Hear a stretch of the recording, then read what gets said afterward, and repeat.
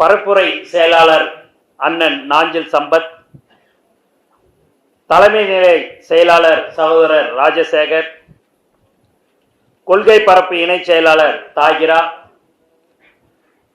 துணை பொதுச் செயலாளர் அண்ணன் ராஜ்மோகன் மற்றும் இங்கே வருகை தந்திருக்கும் மாவட்ட செயலாளர்கள் மற்றும் நிர்வாகிகள் உங்கள் அனைவருக்கும் என்னுடைய முதற்கண் வணக்கத்தை தெரிவித்துக் கொள்கிறேன்.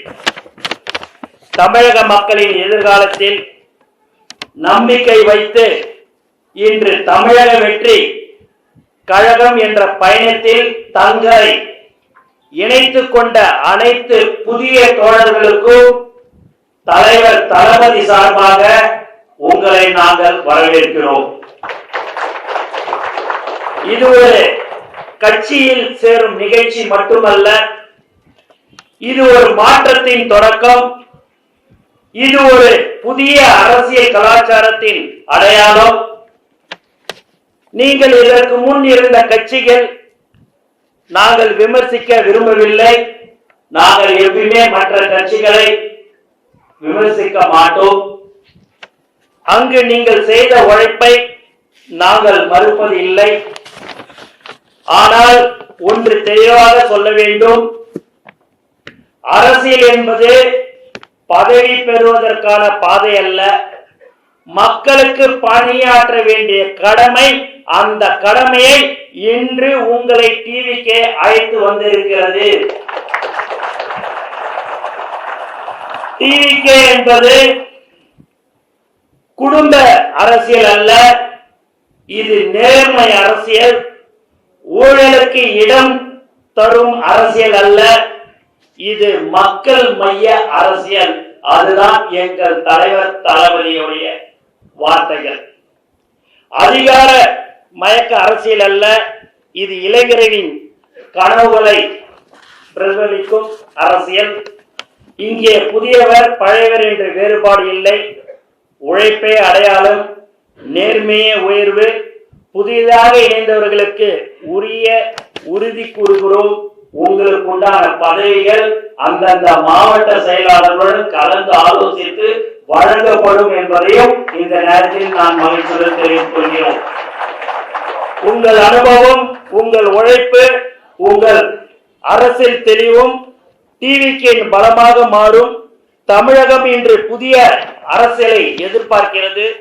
அந்த அரசியலை உருவாக்கும் சக்தி இந்த மேடையில இருக்குது. கட்சி முக்கியம் அல்ல, மக்கள் முக்கியம் என்ற சிந்தனையோடு நாம் ஒன்றாக பயணிப்போம்.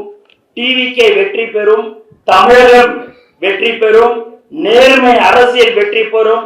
2026 தலைவர் தளபதி அவர்கள் கண்டிப்பாக முதலமைச்சராக அமர்வார்கள் என்பதில் எந்தவித சந்தேகமும் இல்லை.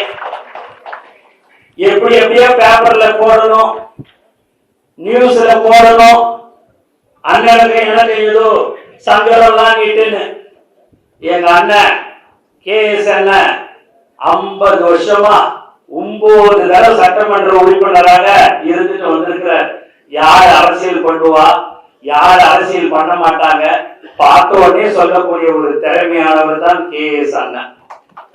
அதனால எங்களை நாங்க மேடையில இருக்கிறவங்களுக்குள்ளார எங்களுக்குள்ளார ஏதோ ஒரு மனக்கசப்பு அதெல்லாம் எங்களுக்கு எதுவுமே கிடையாது. எங்களுக்கு பொறுத்தவரை தலைவர் தளபதிக்கு கீழ் அனைவரும் தொண்டர்கள் தான் என்பதை தெளிவாக தெரிவித்துக் கொள்கிறேன். அண்ணன் சொன்னார் பாருங்க, கல்யாணத்துக்கு போன செல்ஃபி எடுத்துக்கினாங்க அப்படின்னு. அதுதான் உண்மை. தலைவர் தளபதி கூட இருக்கிற வரைக்கும் தாங்க என் நிழலே என் கூட வரும். அதுதான் இன்று நம்மளுடைய நிலைமை, என்னுடைய இது.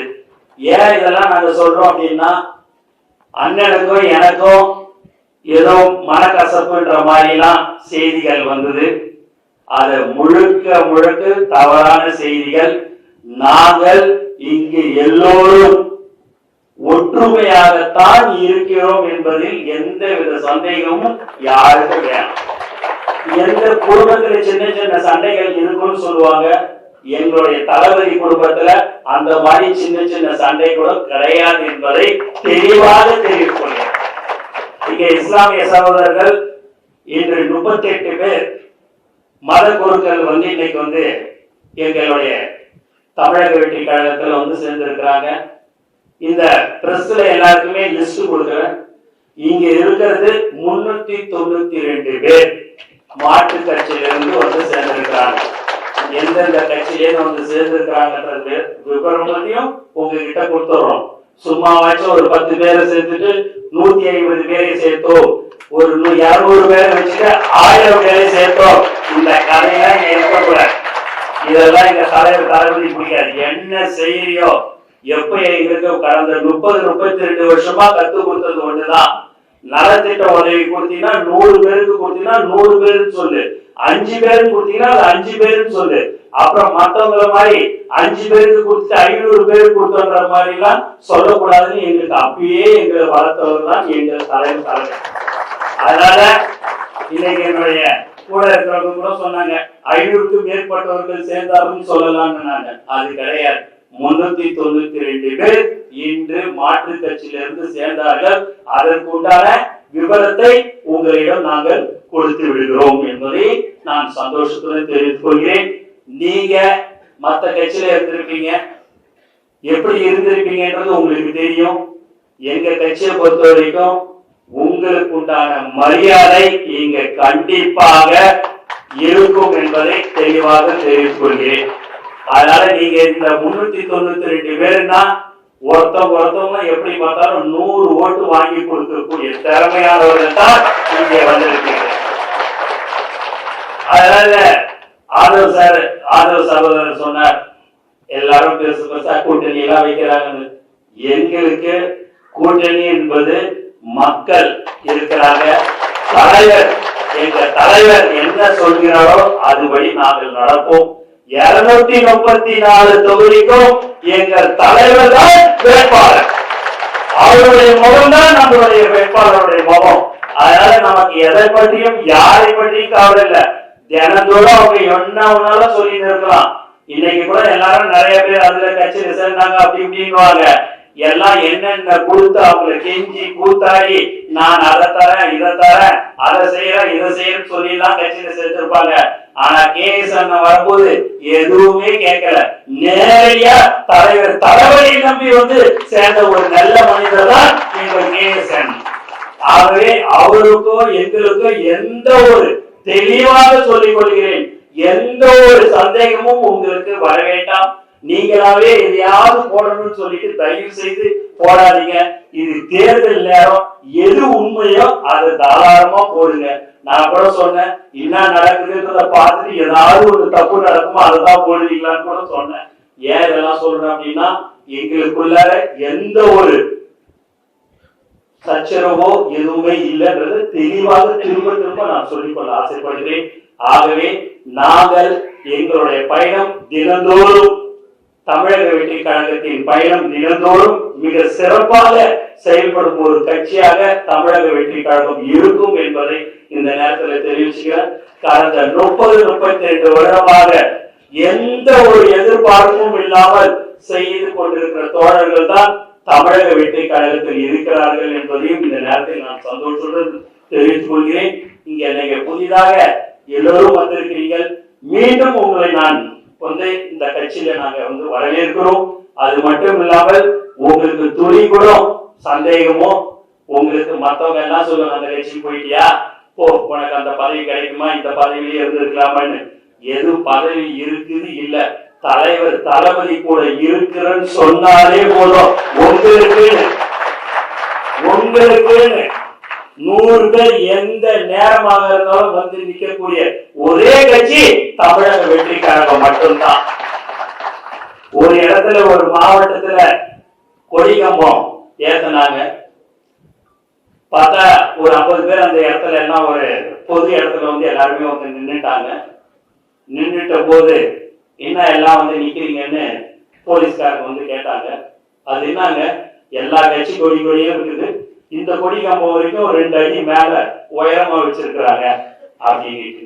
அப்படியான்னும் போது நம்ம ஆளுங்க 2 பேர் தான் மோட்டார் சைக்கிள்ல நின்னாங்க.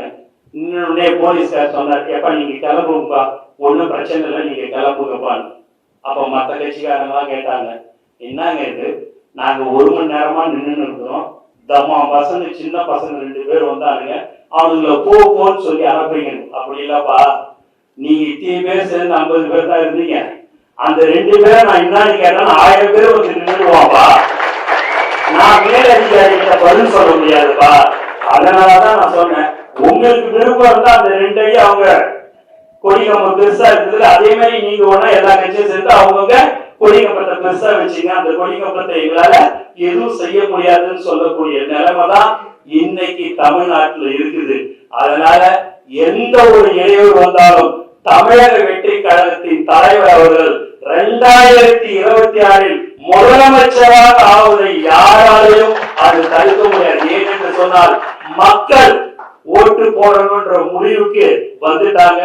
ஒரு சும்மா நீங்க இப்ப இன்னைக்கு கட்சியில சேர்ந்துட்டீங்க, கொடிய போட்டுன்னு நீங்க போங்க, ஒரு டிராபிக்ல நின்னுங்க, உங்க கூட எத்தனை பேர் வந்து நின்று செல்ஃபி எடுத்துக்கிறாங்கன்றத மட்டும் பாருங்க. அதுதான் தமிழக வெற்றி கழகம். அதனால பயப்பட வேண்டியதே இல்லை, தைரியமா இருங்க.